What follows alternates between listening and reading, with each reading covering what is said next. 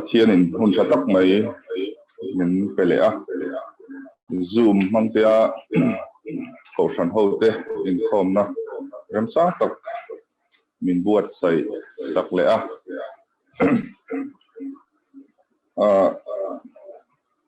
rom bunga chang som pahnih le som pathum lo chiarang chuti chuan mi pakhat awangin thawela sual aluta sual awangin thina alut boka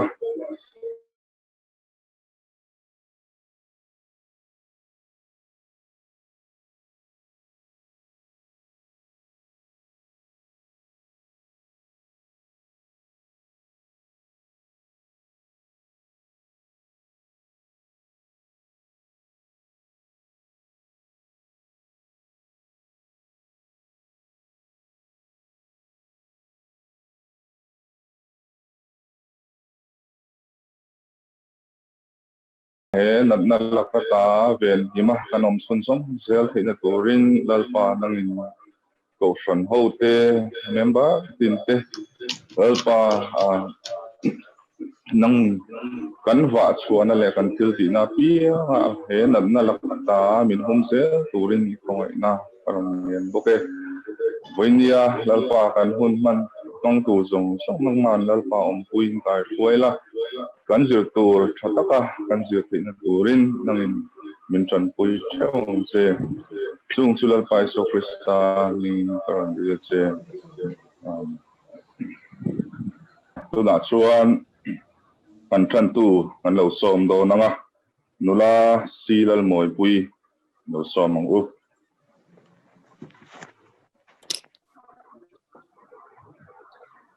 Ṭantu lo ngai thang u mi chale swal thu shil tu buria chang so ma changa chang so ma zovin lo envedu kan ongta shil tu buria chang so ma changa chang so ma zovin tin iswak swalte an phum ka muchina rama an yama kil dik chang ta an kalbova kubuya chuan shat zui an to ke ko hi en ma lo mai alo ni thil swal ki chunga shemna hlen har mai ani thin lo awangin mishing fa te thinlung chu thil swal ti turin alo ngam pachin ani miswal chu hoi za po thil swal ti in dam rei bok ma sela atluang lawang ani ti chei ma sela nimthla anglek ani ang pathian chi na anei lo awangin pathian chi tu te ero chu ama ngei an chi awangin an tluang ang ti chiang takin kasya leichunga hian engma alo oma mi felte chuan mi swak swal te ton om tak an tonga mi swak swal te la in mi felte ton om tak an tong loi si a hei po hi engma lo mai alo ni ka ti ani chuan ni hnuaia hian eile in le nuam taka om aliama thil tha engma mishingin anei lo awangin nomna hi tha ka ti meye chu ni hnuaia dam chhung ni pathianin apek zong zunga athorim na te chuan atel zel don si a pan kan za tan mal min som sak po se ilo chung tayang u kagan kan than tak nangin ni chatak te min pe a ko shan min pe a kan min lam ko in ya kom chatak min pe a kan kan shi ko se a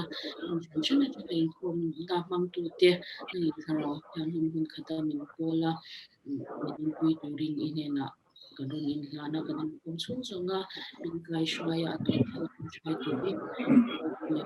ko so is that ni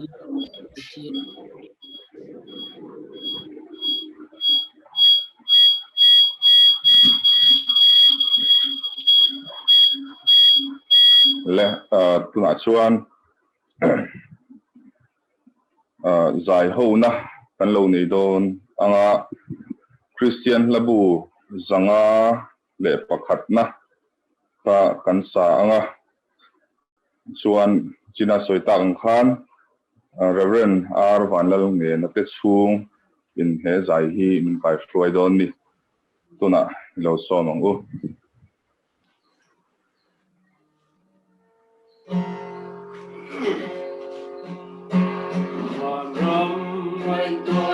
Min ti lo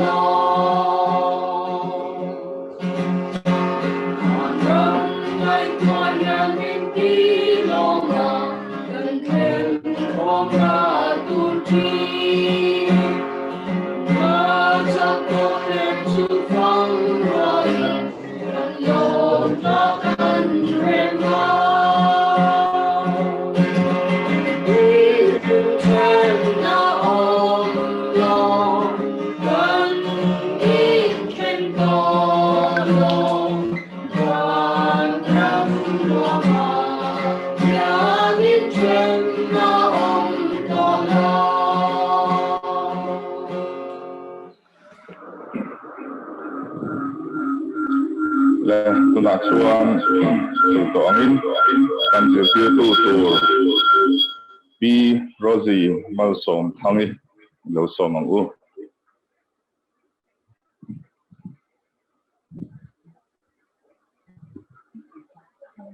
ole wina Inkhawm na hun thatak kan nei theya LalmawipuiiZirtirtu ka sia a ma se kan hruaitute min du sak na lom ka tia koshan committee te ma se za thlak ka tia ke hetiang hun chang tura min han ruat hi za thlak po ka tia ma se lom ka ti em a kan soi angin min lo nei thlak sak anga kan soi fia thiam wak lo po ni mai theya kan thei angin kan ron ti ve don ani ama sabirin pathian ne nei lo tong tai u lalpa kan pathian min mangai tu Innia Bangalore Presbyterian ko shante online na Inkhawm na hun tha min pe a kan loma Innia hian lalpa miswale mi tha te din hun ti kan zir ho dona khongai takin lalpa angai thatu te ne na shiat thiam na le shiat phia theina te pe ila ompui lai tharau thiang min polla ke sei tu po hilalpa kain buat sei na te nangin malmin som sakin iko shan mi te ne na thui sei du chu ke ma mang hian lalpa han sei chuak che tari swa Krista ming kan dile amen kan sia tangkhan kan Ṭantu in aron sia to a thushil tu bungriat chang som atanga som panga kan zero don ni a mi thale mi swal te din hun ye ni a elaya kan zirlaya hian pathian ti mi tha ti deuh khera ni a pathian ti mi tha din hun le pathian ti na reng nei lo mi swal te din hun in an lo zia le an nei kan omdan kan han zir ho don ani a kan zir lai hian kan tiang kan start pop menga kan zir lai hian points pathuma aron thena a points pakhat na hi chang som atanga chang som pathum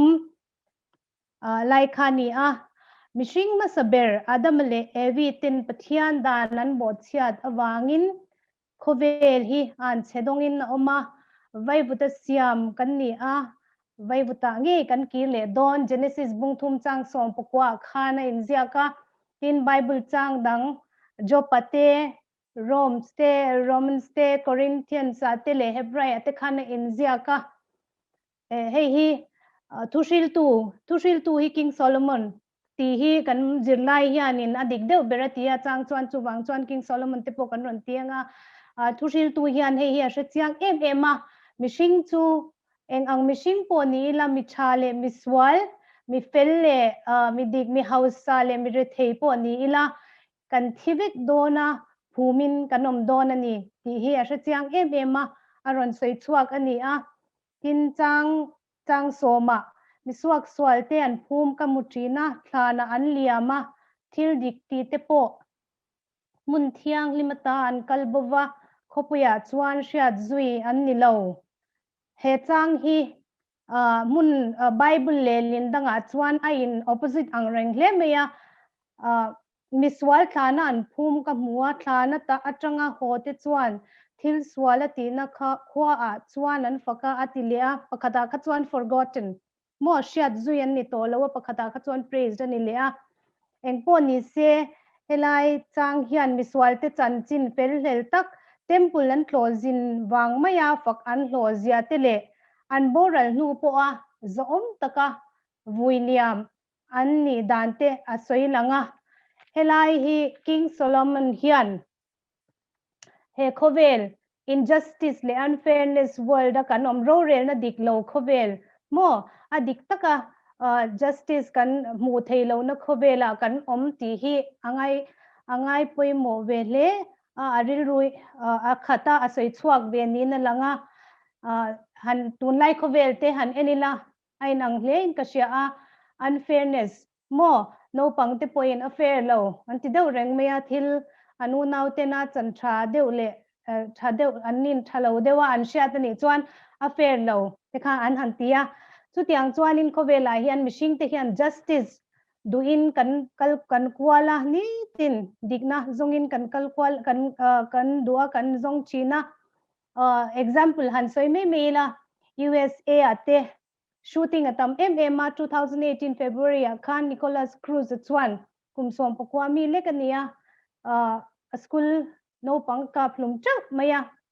khatianga khan kasoi chan tuna hian pandemic wang hian a justice hi verdict ala chuak lawa ti lumani don nge nge ni imprisonment kha mo lifetime kha anla soi thei lawa kata ka soi chan chu khalaya aka hlum te nu le pa kha anri runa ema enga tinge justice kan la mu lo anti ni mo tu na 2 years nuwa tam tak po example atama hei kan pick up de leka anri runa an disappoint anu le pa tham tak pe chu na po an thok thei to lawa ti khan justice an nga ka eng wangin nge kan fa le kan fanu kan fa pa kan u nau te aka phluma eng wangin nge lanun big ti injustice an dua ma se deliver dala ni lawani tuna hian khatiang khan khovela hian mishing te hian justice hi kan dua digna ro rel kan dua ni tin main khovela sualna a oma crime every second in a oma mo ruk te in thana engkim mathleng renga tumi laya chuan mi tam takin an escape boka rem sen po an ni lo deu ani mai thei man lo te po an tama tin chu mai ba ka chuan mi swal mi fel ang taka om pon lama tha helaya King Solomon pon na ron soi temple an closing na wang mai afakan hlozia te ti te ron soya he khovela po apona langa thataka langa le lama thil ti swal tak te po khanom theya tin politicians le hei thil ti thei deu house deu pon an noyami te mangin thil thalo tak po an ti theya ma sen mani ro chu choi moi lo si in khang te kha aron soi chuak ania Bible commentary kan chiara phei chuanin King Solomon hian miswal te he khovela miswal tak te phei hi chu vui funeral service khatiang ang chu nei po soilo phum tlak an ni lo ti lalte patni na bung kwa chang som thum le som thum pasaria khan Jezebel Jezebel lal nu swalem em kha mi thi dana khana ron soitela khap khanu kha swal em awangin athi khana taksa khawiten hum plak po ani lo oiten an e zo vekania alu rule akele kudru chia kha banga khatiang khan king Solomon hian he khovela mi swate hi chu an damlaya mi shingte i ramsa ang maya an ti du dan ngai saklo ang hian an thi nuwa po ramsa tin e zo mai selati kha ramsa tin na pek mai ti ni tik te khan an comment ania eng po ni se elaya hian kan shiat tur chu mishing te eng ang mi po ni la kan thi do na tin mi thale mishing thi te hi kan shrezui eng ang po ni se mi fel tak po ni se kan shrezui em to lo ti na zia ka chhung te chu kan shrezui kan shreng anga ma se he kan day to day life a khanin shiat zui an ni to lo ti kharon sei ni tin at appoint dang le chang som pakhata chuan ron sei le chu thil ti swal chunga shrem na hlen ngal mai ani thin lo awangin mishing fa te thin lung chu thil swal ti turin alo ngam pachi na ti a heta soi om zia chu thil swal kan ti a shrem ngal kan ni lo awang hian thil swal hi kan ti reng mai chin ani ti kha aron soi ani a hei hi nia kan swal te hetiang ruk te rutu khan shrem ngal chu ni se ti to kerlo mai theya katiangin corruption te murder te katiang te po kha han shrem ngal chu ni sen ti to lo mai the ni amaro chu shrem ngal zel ni tai line tin nge kan khovel hi omang ti po kha chui the ani a tin dot lia chuan mi swal chu vai za po thil swal ti in dam rei bok ma sela atluang lawang mi ti ai la ya soi tum ber chu pathian ti tu ni lo lo house thur thurin thil tha te po lo nei ma sela tluang lawang ati a hetiang hi example tam tak kan muanga kovela house in la takin an oma ma suat atopa chuan eng tin nge an nun te an la le a suicide an commit atikhan thil an him lovani mo khang ho kha pathian an nun thil ti swal chu kan rechia lo ma se an nuna khan pathian om lo pathian nen an len nun lo awangin khatiang hun kha an thleng ani a pathian chi mi te chuan khatiang kha kan face arin om lova chu bang chuan he khovela hian kan swal te kan zeb rut theya kan cover up theya mi ten an mulo theya amaro chu kan shia reng tur chu helaya chuan pathian in a shia ti ni a pathian in a sheveka kanom dan zong zong chu bang chuan thil dik lo kan ti ni chuan he khovela no pang te po kha lo ngai thla ula kan nu le kan pa te dik thil ti du lo zong kan ti emo kan nu le kan pa ten min mulo ma se pathianin min murenga pathianin a sharing ani ti kha shia ilaya hian keima personal experience tia claim te soi ka du loka ramdanga mizoram po na kapa hian kanule kapan min tir swama hian kapa hian na soi china tuna chuan kan tel lovin kan mu phak lova in kaldona in shar reng tur chu thil in ti don reng in kan du lo zong in ti pon kan mu to don lo chuwa ma se in shar reng tur chu pathian in amu chu ti ka shru ti china chu kan una po hian in kan shreng in ka sia a kan nun akai shwaya kan nu le paten min mu thelo ma se pathianin kan tir ti kha shreng ani ti kha kan soi lang doa kolasa bung thum chang som ni panga a thil dik lo ti tu chuan a thil dik lo ti man amuanga amuang ti po enzia ka ti chuan pathian hi mal thawin kan la face don ani ti hi sia ila ti chuan in pani na point mania kal donila mi swale mi thate chuan chan in thak thleng chang om chang som pali le som panga a khan aron soya le chunga hian engma lo alo oma mi felte chuan mi swalte ton om tak antonga mi swalte la in mi felte ton om tak antong loi si atia ziaka heta hian mishing khosak dan mumal lo zia mi felten mi swalten mi felte nei om takte an neya ti kha aron soya eta hian ne tun la ya po kan witness chewin kan ringa mi fel tak chima tak te nghe ni nat na khir tak an tong te le thina rap thak tak mai tak mai ten ati buaya mi fel tak te ni oma kan hriat te in sum don na business lama ten han ti than an tlavel an ti chele vek thina ka tiang te chuti line miswal te an lo house tur ran wa mam takin khovela an oma ka tiang kha ke ni pon kan witness tun ka ringa kan soyanga miswal dam re takan mu te yan ala thin ange tengan han tia avathiar to ve ti te mo shemna khan kan ngai do ni me the thi te po kha maro chu helai han chu kan khovel kan chen na khovel fam kim lo zia miswale mi felte kan leng za kan chan te po a in thak khenga kha khovela digna le ro rel na om lo ti alanga chu wang chuan engki ma digna ro rel na kan zom reng khan kan nun a ha dam beranga ti kha kan hritur ani a poimo ber chu kan mule kan hriat te he khovela chu tiang kan mule kan hriat te miswal te lo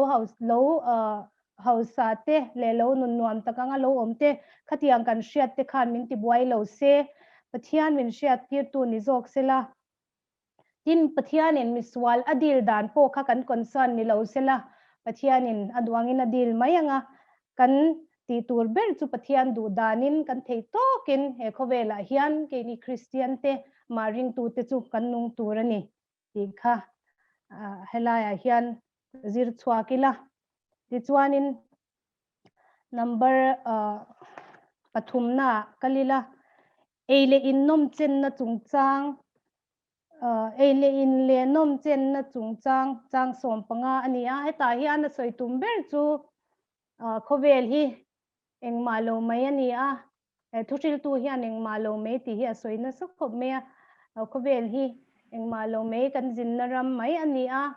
I thogrim takin na kan thogbor puranga ti chuan ma se kan thile mai don ania chu wang chuan thogrim takin thokila ma se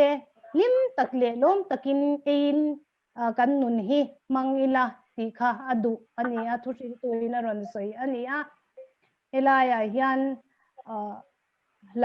la ti nge ni upa sang lian thanga phwa vai buta siam kan nia vai buta kan ki le don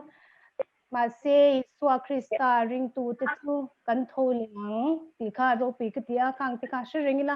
e ko vela hi chuanin ha taka thok tur kan nia adam le via thil ti diklo dan bo chia ta wanga khars kan nia wang khanin eleya na sataka than tui luanga na thok tur kan nia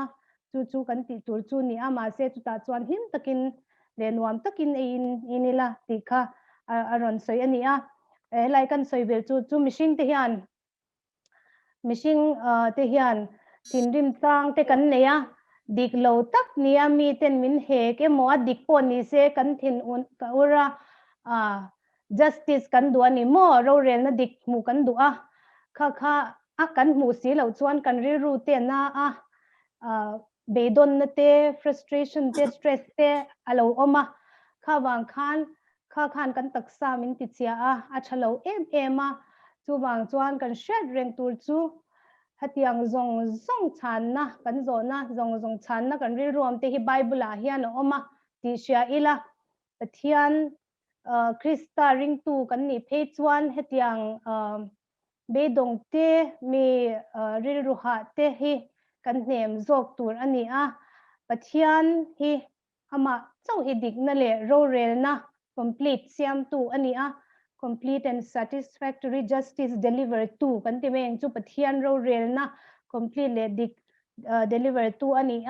chu eng tin nge kan sia tang pakhat na chuan sam number sari chang som pakhata pathian chu ro rel tu dik le fel ani ti enjia ka tin pani na pathian ro rel na hi adika kan swala wanga shem kan ni nga lo mai te hi akhongai na le amangai na wang mai ani tin pathum na chuan pathian ro rel na dik tak ti lan na chu cross kha ani lali swami swalte aya khen be in oma khata khan lal pathian ina a justice ro rel na ati lan na judgment ati lan na ro pui tak ani cái ni miswal ti aya la li swa aken be in oma athi awangin cái ni chu chandam kan lo ni ta a ti kha khalai kha ro rel na ro pui tak ani chu ti chuanin voina kan zir chwa tur karon seinwal to chu ba ka heta kan zir line a conclusion ata na ron siam chu lelpa ne na leng dun tan chuan khovel hi van ram achang theya lelpa tel lo ero chuan shemmun achang ngal thei ani pathian nen lo chuan nun nom na fam kim a om thei lova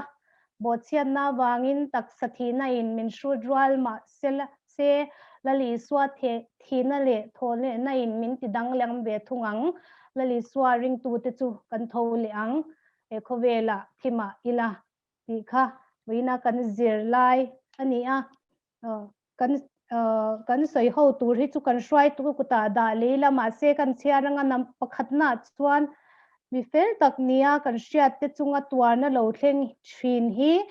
engtia ngai tur nge pani na chuan thil swal ti chunga hremna hlen ngal mai ani thin lo awangin mishing fa te thinlung chu thil swal ti turin alo ngam pathin ani ti hi han soi ho te u ti ani a hei chu kan hruai tu kuta da le mena pathianin kan tu seite kan za tan mal som ro se amen BMPC khanin ya fel takin min sila tunaron soi tak khanin soi ho tur te point khatna le point ni aron pe an siar ta te kha siar non to lo mein a soi du kanom chuan hun ni lo hong u